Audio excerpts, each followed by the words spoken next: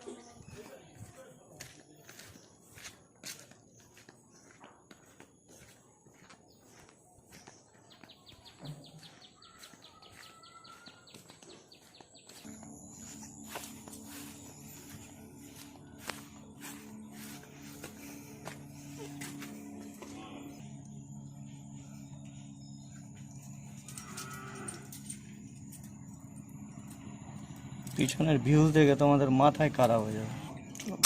তালাটা খুললাম। আমার ছোট্ট গরিবের মতো রুম, লাইন টাইন সব আছে। পিছনের ভিউজ দেখাচ্ছে, হাঁড়িটাই সব আছে। Just looking, wow.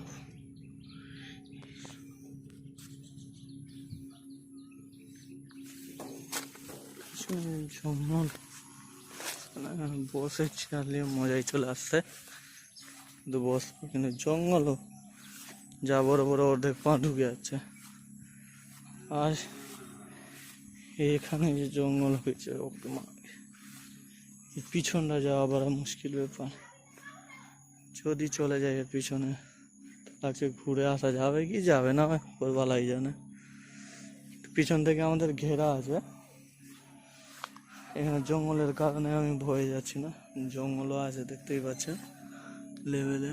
সাপ গজা, সাপ টাপ তো অবশ্যই খুঁজে পাওয়া যাবে, সাপ টাপ তো অবশ্যই পাওয়া যাবে 102%, সরি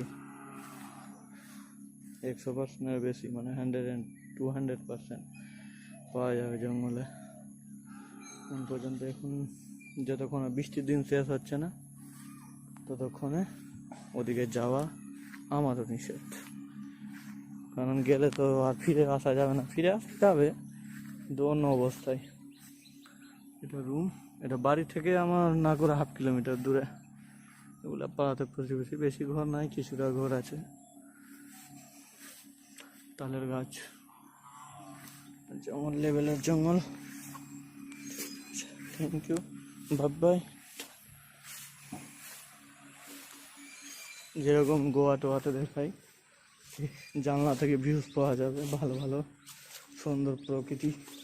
আমি দেখি আমার বাড়ির পিছন থেকে সেই ভিউজ লেভেলের। চেয়ারে বসে বিন্দাস, ফ্যানের নিচে বসে, এসি নাই কিন্তু টিন আছে, টিনের মধ্যে যা লাগবে না লেভেলের।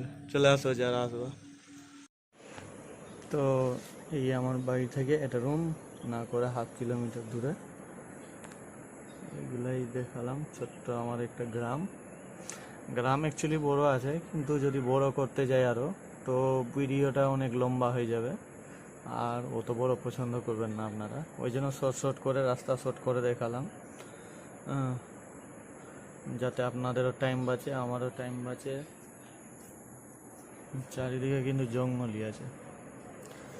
এখানে একমাত্র ঠান্ডার দিনে মাঝখানে চেয়ার নিয়ে বসে যাও, আর ঠান্ডার দিনে কি তেলে ভাজাই তো বেশি ভালো।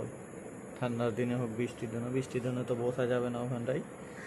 তবে ওই জিনিসটা করা যাবে কি, বসে ওখানে বিন্দাস গল্প টল্প করে সুখ দুঃখের কাহিনী বাঁটিয়ে উঠিয়ে সব কিছু করা যাবে। এই জায়গাটা আপনাদের যাদের পছন্দ এই জায়গাটা, অবশ্যই কমেন্ট বক্সে কমেন্ট করুন, জানান কেমন লাগছে এই জায়গাটা। সত্যি জায়গা দেখতে যেরকম আছে সেরকম ফিলটাও সেরকমই আসবে তোমাদের মনে।